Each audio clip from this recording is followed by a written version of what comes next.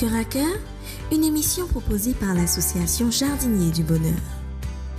Un moment de joie, un instant de partage, un échange de qualité pour consolider notre foi tous ensemble dans la bonne humeur et sur Zouk TV.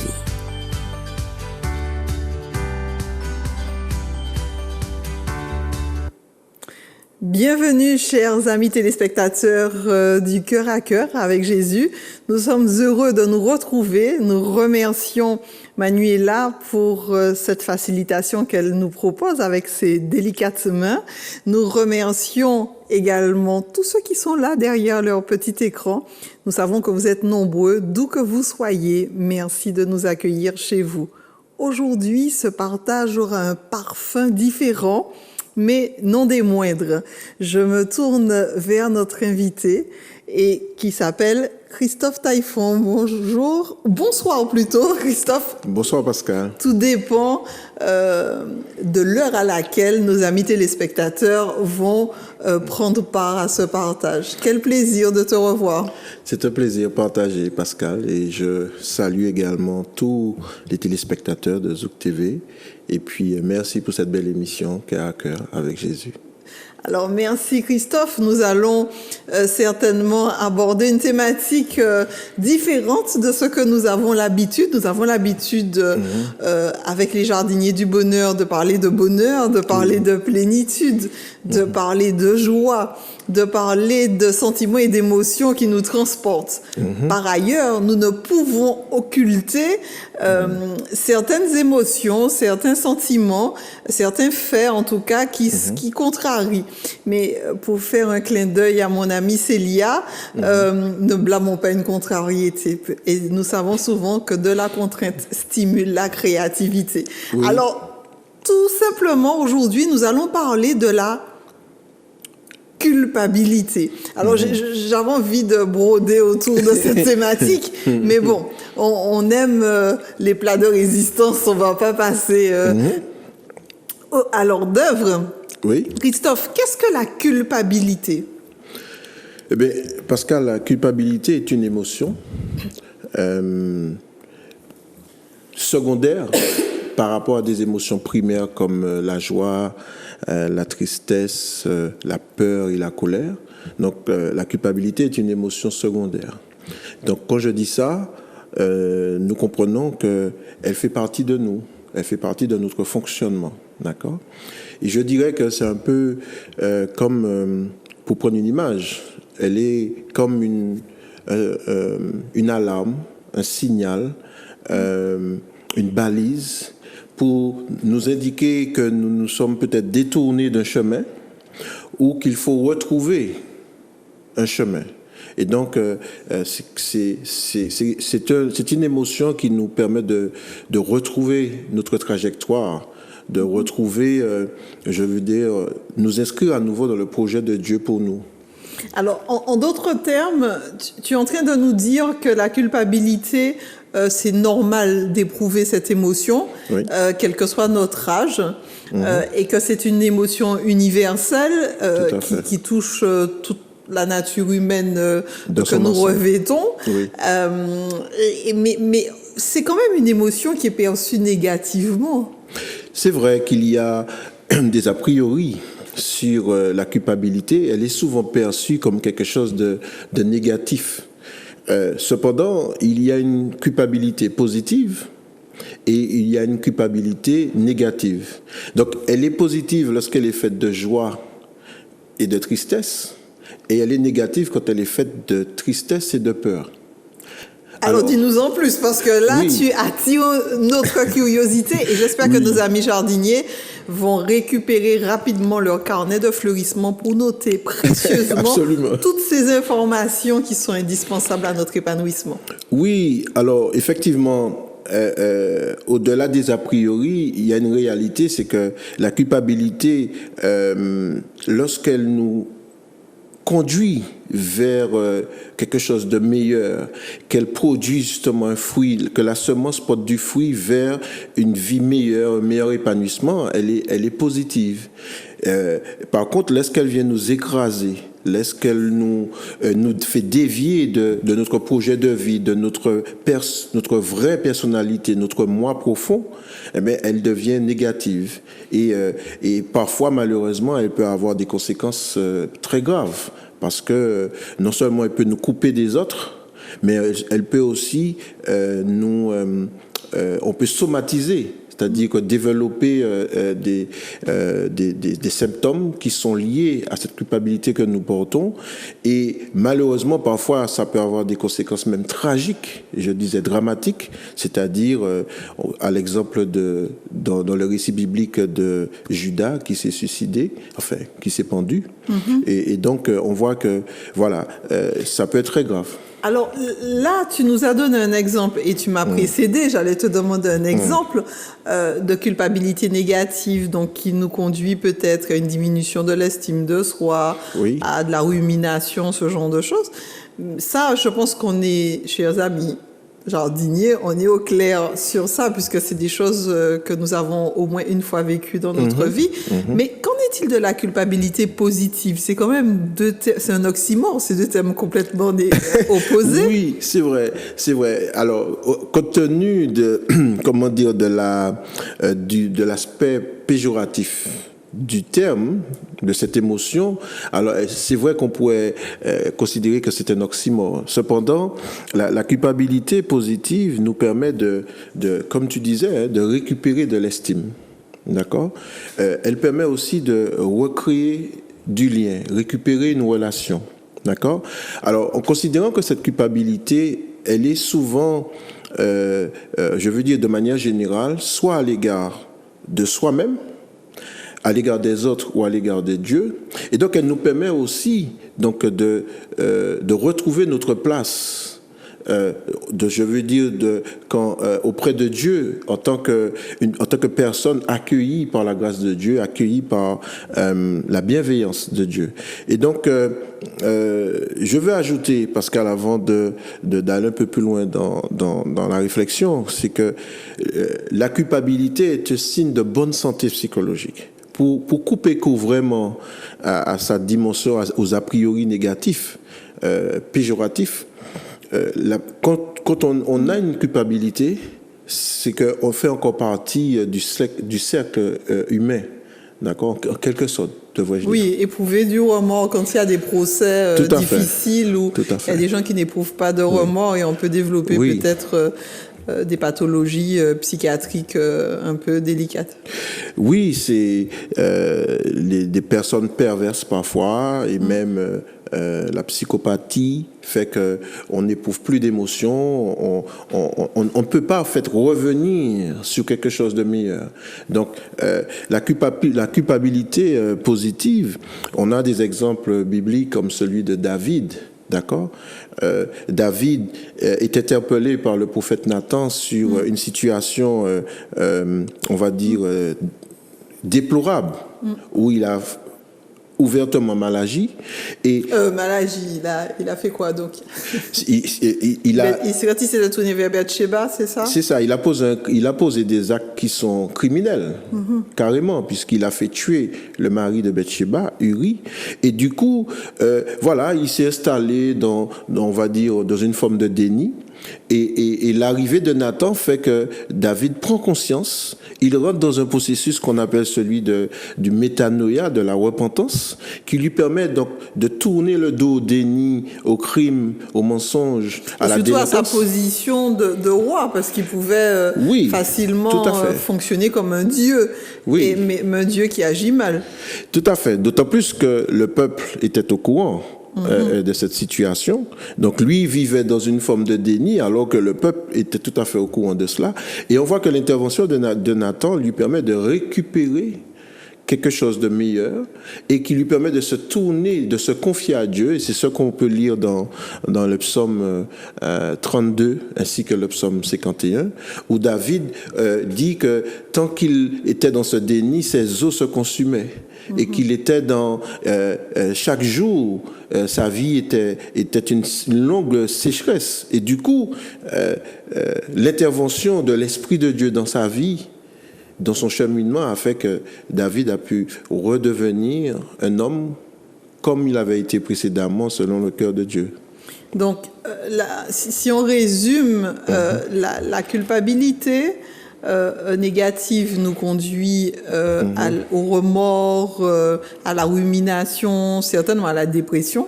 Oui, absolument. Tandis que la culpabilité positive, celle qui nous interpelle sur la problématique de trajectoire qu'on a pris pour nous dire alerte, alerte, mauvaise voie, comme un signal. Oui. En fait, je résume pour bien comprendre, nous conduit à la repentance, c'est-à-dire à avouer que ce qu'on a fait n'était pas bien, mais on ne demeure pas assujetti avec des émotions. Oui, cette culpabilité-là, quand elle est positive, elle éveille en nous, elle va chercher en nous ce qu'il y a de meilleur pour poser à nouveau des actes qui sont dans le sens de la vie. Parce que quand elle est négative, elle nous dessert. Et elle dessert les relations, que ce soit avec les autres ou que ce soit avec Dieu. Par contre, quand elle est positive, elle nous replace sur un chemin de vie.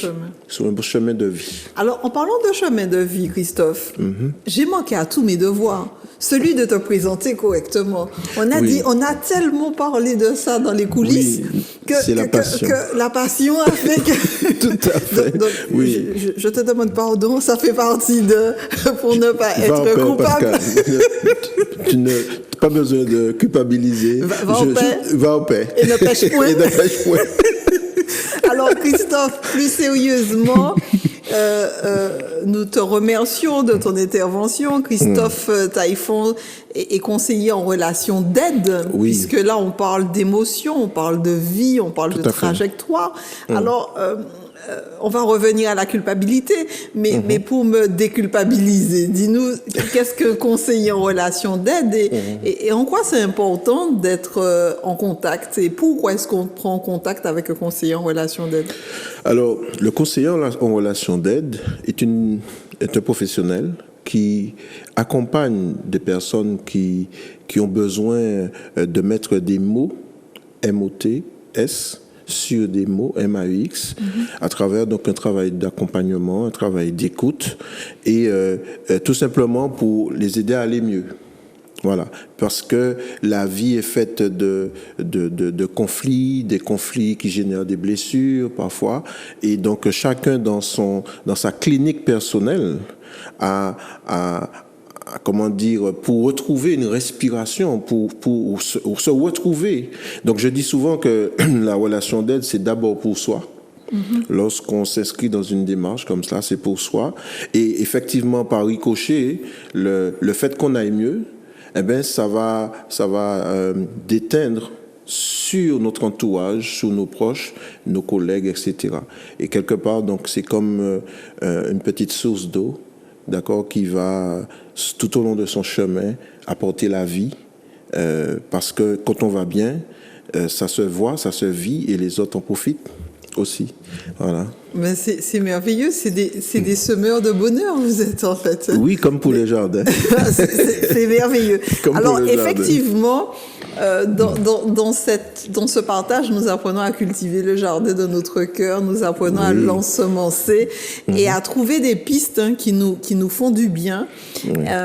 Et concernant la culpabilité, qui est notre thématique du jour, elle naît souvent de conflits. Est-ce qu'un conflit, on peut les éviter? Est-ce qu'il faut forcément les éviter? Est-ce qu'un conflit est générateur que de mauvaises choses? Il y a des gens qui cherchent tout le temps à dire « moi, je veux être bien avec tout le monde ». Parce que la Bible dit « soyez en paix avec tous, autant que ça ne dépende de vous ». Donc tout ça génère des comportements spécifiques.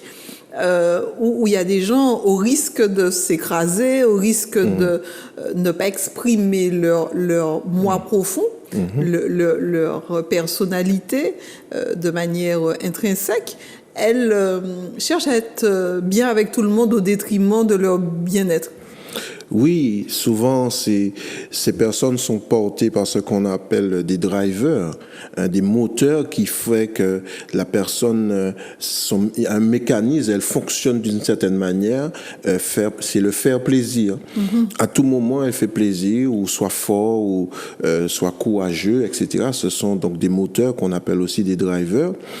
Ce qu'il est intéressant de dire, c'est que il y a un auteur qui disait, célèbre, Paul Tournier, qui dit que il n'y a pas de conflit, il n'y a pas de vie sans conflit. Okay. D'accord? Mais le conflit, ce n'est pas la guerre. Le conflit, c'est une opposition de position. Ça veut dire que c'est de ce quoi le conflit vient de la différence que le Créateur lui-même a posée dans le jardin. En créant l'humain, mâle et femelle, il crée l'altérité qui est la différence, et cette différence génère un conflit. Alors, c'est intéressant ce qui est dit aujourd'hui, parce que souvent, nous sommes dans une société qui veut uniformiser les comportements, les attitudes, tout, hein. Et se sentir différent, c'est oser être soi. Oui. Et là, c'est problématique pour beaucoup. C'est vrai qu'il y a une forme de dictature de l'uniformité, mais je choisirais un autre terme qui est l'unicité. C'est-à-dire, chacun, dans son don, dans sa spécificité, peut apporter à la vie. Et c'est ça que le Créateur, en fait, quand nous voyons bien que nous avons des ADN différents, nous avons des émotions, nous avons, je vais dire, la même base émotionnelle, mais que à travers notre parcours, notre éducation, notre culture, donc ça s'exprime différemment. Cependant, nous avons besoin d'être, comment dire, c'est notre différence qui vient enrichir le panier commun, le tronc commun. Absolument. Voilà. Et donc, je dirais même, j'ose dire que ce serait nous priver de toute la créativité, des dons et des talents qui ont été dispensés par l'Esprit de Dieu, que de rechercher une forme une uniformité. Et je retire de ce que tu viens de nous dire, de nous conseiller, cultivons notre différence. Oui, absolument. D'ailleurs, ça fait partie du projet de Dieu pour l'humain. Hein. Quand il le place dans le jardin, on retrouve ce triptyque cultiver, garder et jouir. Et donc, quelque part, la culpabilité, justement, nous permet d'aller vers... Alors, c'est un mot qui est souvent perçu comme grossier, mais n'ayons pas peur de lui, de la jouissance, de jouir des choses que Dieu a placées pour nous, pour notre épanouissement personnel, épanouissement du prochain. On est dans une loi de vie, on est dans la loi de vie. Et on parle de jouissance saine. C'est pour ça que tu dis que parfois ce terme peut être perçu négativement, mais nous avons été créés pour prendre du plaisir, en d'autres termes. Nous sommes des êtres de plaisir. Ça, c'est... Je crois qu'on va inviter Christophe à une émission encore plus longue, il y aura une interactivité. Nous sommes des êtres de plaisir. C'est vrai qu'on a du mal avec cela, parce que j'ai en mémoire un passage biblique, il me semble que c'est dans le livre de Jérémie, où il est dit que je mets devant toi un chemin de vie ou un chemin de mort.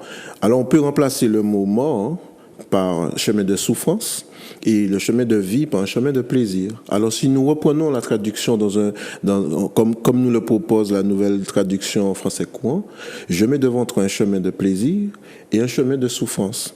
Je te conseille de choisir le plaisir. Voilà. Alors, on va développer d'autres thématiques, parce que là, je suis remplie d'inspiration, en tout cas.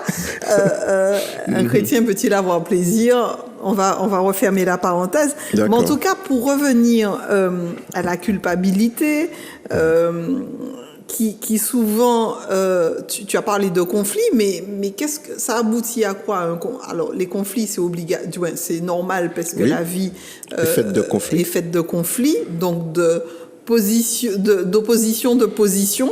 Absolument. Parce que souvent, quand on n'est pas d'accord avec l'autre, il y a une certaine frustration chez celui qui émet une proposition, alors que loin de là, puisque nous sommes tous différents. Oui, c'est vrai que nous avons du mal à écouter et entrer en relation avec les autres. C'est c'est vrai que nous avons la parole, d'accord, mais c'est aussi écouter, parce que finalement, d'une manière ou d'une autre, nous sommes tous assujettis aux mêmes contraintes de la vie. Nous avons tous des blessures, et que quelque part aussi, nous ne sommes pas Jésus, dans le cadre de la Nouvelle Alliance, dit que aujourd'hui il n'y a plus ni grec, ni juif, ni pauvre, ni libre, ni esclave. C'est-à-dire qu'il remet tout le monde sous le même pied d'égalité. Et donc, nous avons besoin, comme dans le récit que rapporte Jésus sur deux hommes qui sont montés adorer, nous placer un peu comme le publicain, qui dit Seigneur, aie pitié de moi, plutôt que comme le pharisien qui s'installe et qui dit voilà, je ne suis pas comme voilà, un manque d'humilité, qui dit heureusement que je ne suis pas comme le reste des hommes. Et donc nous sommes tous logés à la même enseigne. À partir de là, soyons bienveillants les uns envers les autres, parce que nous ne pouvons pas vivre seuls comme Robinson Crusoe. Très bien. Il nous reste très peu de temps, fort malheureusement, parce qu'il y a énormément de choses à en dire. Oui. Mais pour quelqu'un qui se sent dans une culpabilité permanente, où elle est en diminution d'estime d'elle-même, en questionnement permanent, qu'est-ce qu'on pourrait conseiller à cette personne suivant les blessures, même si on va pas faire du cas par cas, on va faire une globalité. Comment est-ce qu'il y a des pistes pour aider quelqu'un à sortir de cette culpabilisante, j'ai envie de dire. J'ai envie d'utiliser un pléonasme pour mettre l'emphase sur cette culpabilité pas réjouissante qui nous permet d'aboutir à la repentance, mais celle qui, d'ailleurs, n'honore pas l'image du Créateur en moi. Tout à fait. Alors, je dirais que la proposition, l'hypothèse de travail qu'on peut suggérer, qui est nécessaire, c'est le travail d'inventaire. Il est important de mettre, on va dire, les yeux en face des trous, de faire un travail d'inventaire qui consiste à identifier les véritables raisons, à mettre de côté les fausses croyances, d'accord, pour identifier l'origine, justement, la source de cette culpabilité. Alors parfois, elle peut être réelle ou irréelle. Et donc, si elle est réelle et qu'elle me concerne par rapport à des actes que j'ai posés, eh bien, j'ai la possibilité de m'engager dans une demande de pardon, d'aller vers les personnes que j'aurais blessées et de pouvoir leur ouvrir mon cœur, justement, dans un cœur à cœur avec ces personnes, ou ça peut être avec Dieu également. Paul Tournier parle d'une méthode également qui est le recueillement. Alors je trouve qu'il coïncide bien avec l'émission, le recueillement. On est dans un cœur à cœur, dans un silence avec Dieu, où on peut l'écouter, on peut entendre. Voilà. Et ces personnes qui sont dans ces situations-là, vraiment, l'une des premières démarches, c'est le travail d'inventaire. Trouver l'origine de cette culpabilité. Alors, une dernière question dans une poignée de secondes. Oui, je veux bien, mais comment... tu as failli me faire perdre ma question. Oui. Quand on est face à l'autre, qui n'est pas forcément dans cette dynamique de cœur à cœur, et qui est plus ou moins hostile ou fermé, est-ce qu'il faut attendre un temps propice ou il faut quand même dire ce qu'on a besoin de dire? C'est vrai que chacun est dans son champ de vie qui est donc son libre arbitre. Et donc, on ne peut pas violenter une personne. Et donc, on doit s'inscrire dans le temps. Comment dire, on a la possibilité d'avoir accès à cette personne parce que parfois les gens sont loin, parfois les personnes sont décédées et donc ça reste difficile. Mais en tout cas, on peut, dans sa dévotion, solliciter la grâce de Dieu pour qu'il dispose le cœur de cette personne à la démarche que je souhaite faire. Et je pense que le Seigneur est toujours disposé à nous donner de bonnes choses, il a dit. on le croit. Oui. Merci Christophe pour ces précieuses informations. Je crois, avec l'accord bien sûr de ces téléspectateurs jardiniers qui me font un large sourire, Oui. on va se revoir très, très prochainement. Avec plaisir, pour Pascal. aller en profondeur encore, parce qu'il y a encore des trésors Tout à à en fait. tirer. Alors, est-ce que tu as, en mot de fin, un conseil à prodiguer? Est-ce que c'est possible de sortir de la culpabilité et d'être Oui. épanoui? Oui, la porte de la grâce est encore ouverte. Et le récit biblique nous dit que Jésus a tout accompli. Et donc, tant qu'il y a de la vie, il y a encore la possibilité d'aller mieux et d'aller vers une espérance, d'aller vers un projet de vie qui soit meilleur. Et donc, ce que j'ai envie de dire, croyez, Jésus disait, vous verrez de grandes choses s'accomplir. Merci Christophe, merci pour ces vœux de bon fonctionnement. Merci à vous, chers amis jardiniers. Merci à Manuela. Merci à vous parce que nous avons une espérance qui se cultive chaque jour et s'arrose des bénédictions de notre Dieu. À très bientôt dans le prochain Cœur à Cœur. Chimer la vie, chimer la paix, chimer l'espoir, chimer la santé, chimer la joie et puis bonnet, qu'a passé aussi bâti chimer jardin bonnet. Adam bel ti jardin ta là, zie ka ouvert les belles nati, zore ka ton zoezo chanti, di la main ka meyen et puis douce, feuille et puis fleur, toute qualité coulée.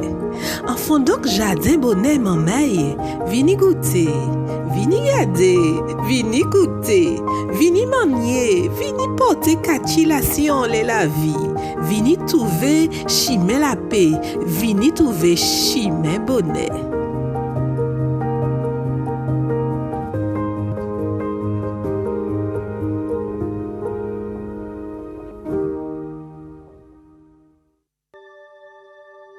Cœur à Cœur, une émission proposée par l'association Jardiniers du Bonheur. Un moment de joie, un instant de partage, un échange de qualité pour consolider notre foi tous ensemble dans la bonne humeur et sur Zouk TV.